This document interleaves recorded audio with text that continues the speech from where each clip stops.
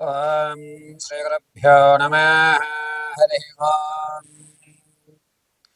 జగతం పితరం వందే పార్వతీ పరమేశ్వరం. వక్రతుండ మహాకాయ కోటి సూర్య సమప్రభా నిర్విఘ్నం కురు మే దేవ సర్వకార్యేషు సర్వదా. పార్వతీ పరమేశ్వర గణాక్షవలసిత్యర్థం.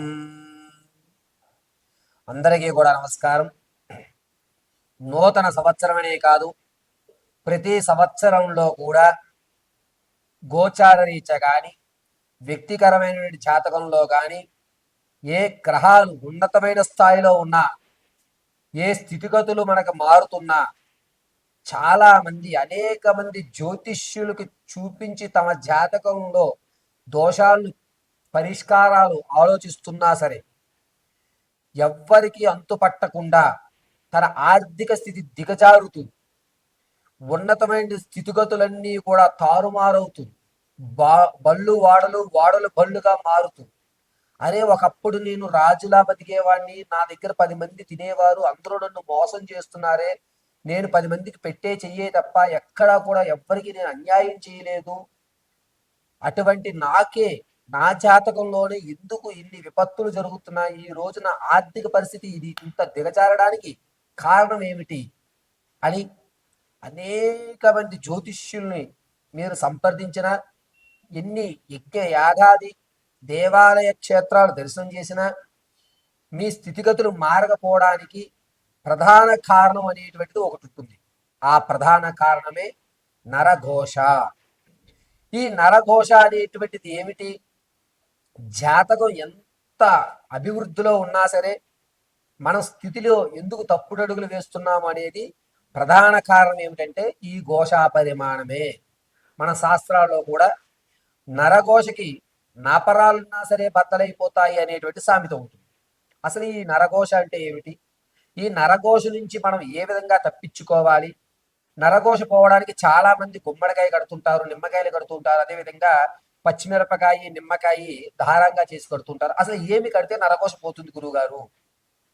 వాటి గురించి మనం పరిశీలన చేద్దాం.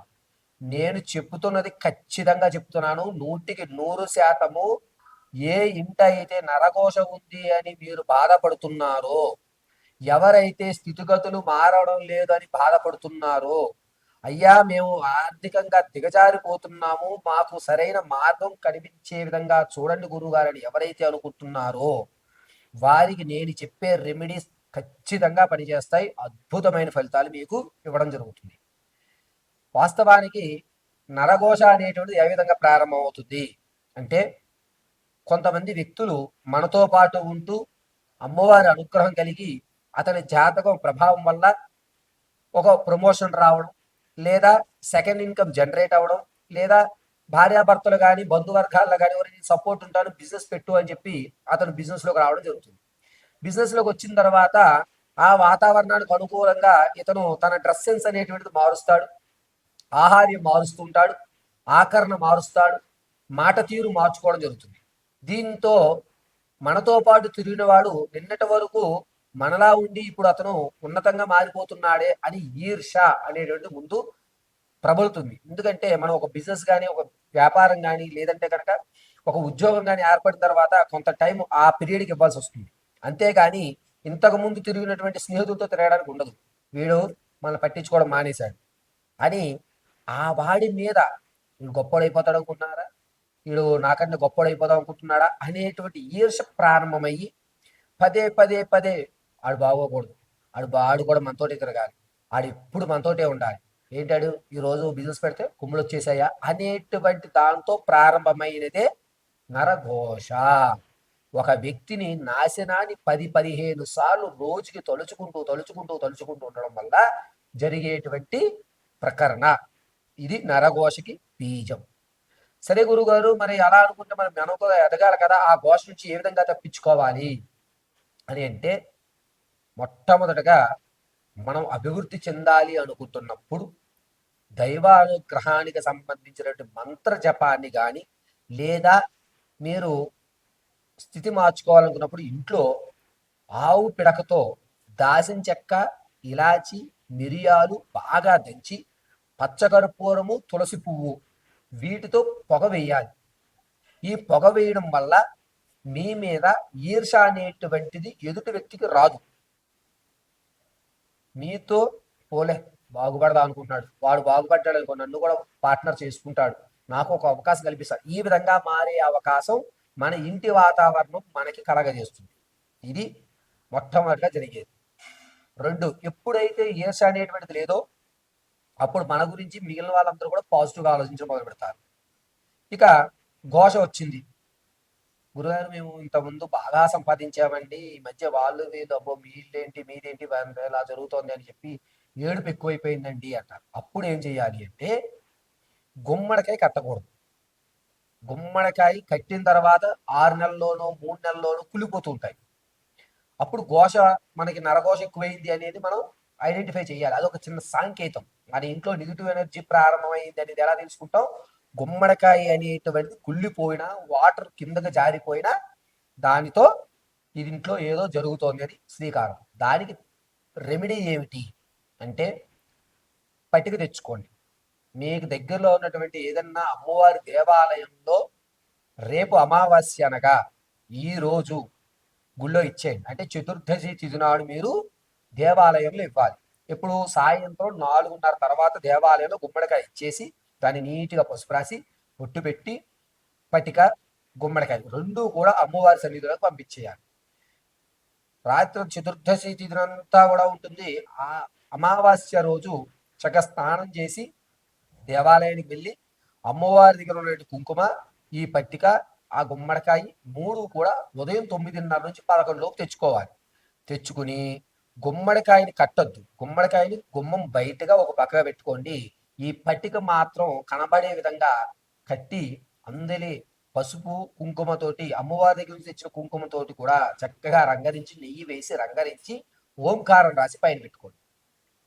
జీడి గింజ, అదేవిధంగా తామర పూస, తదుపరి మిరియాలు, గురువింద గింజ, ఎర్రటి గురువింద గింజలు, ఈ 4 వస్తువులు చిన్న మూట కింద కట్టి ఈ పట్టికకి కట్టినటువంటి దారానికి మనం కట్టుకున్నట్లయితే 190% నరఘోష ఉండదు. ఇది ఖచ్చితం. మరి బయట పెట్టి గుమ్మడికాయ ఏం చేయాలి గురుగారు? ఈ రోజు ఉంచుకుని తరువాతి రోజు ఆ గుమ్మడికాయ మీద పచ్చకర్పూరం పెట్టి ఇల్లంతా తిరిగి ఆ గుమ్మడికాయని కొట్టేయాల్సిందే. ఇలా చేయడం వల్ల నరఘోష అనేటువంటిది ఖచ్చితంగా పోతుంది. జాతక పర్యంతం అంతా కూడా క్షేమదాయకంగా ఉన్న తర్వాత కూడా మేషం నుంచి మొదలు పెట్టుకుని మీనరాశి వరకు అనేక ఇబ్బందులు పడడానికి ప్రధాన కారణంగా నరఘోషను కూడా మనం చెప్తూ ఉంటాం.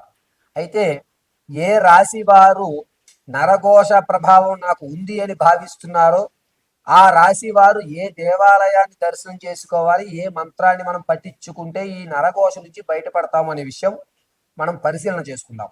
మేషరాశి వారికి నరఘోష నుంచి తప్పించుకొని ఉన్నతమైన స్థితిగతులు పొందాలి అనుకుంటే కనుక ఖచ్చితంగా ఈ మకర సంక్రమణ తరువాత నుంచి కూడా మేషరాశి వారు ప్రతిరోజు ఏదన్నా శివాలయంలో 7:40 టైం గుర్తుపెట్టుకోండి. 7:45 దాటకూడదు.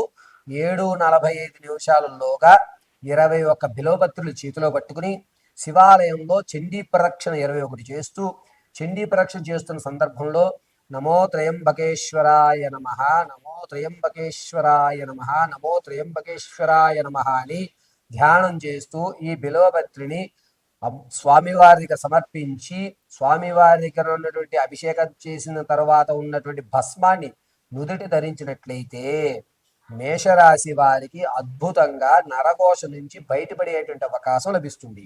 అయితే ఈ మేషరాశి వారు నరఘోష నుంచి కానీ ప్రమాదాల నుంచి కానీ బయటపడడానికి ఈ 2026లో శ్రీశైలం దర్శనం చేసుకోవడం అత్యంత ఉన్నతమైన స్థితి.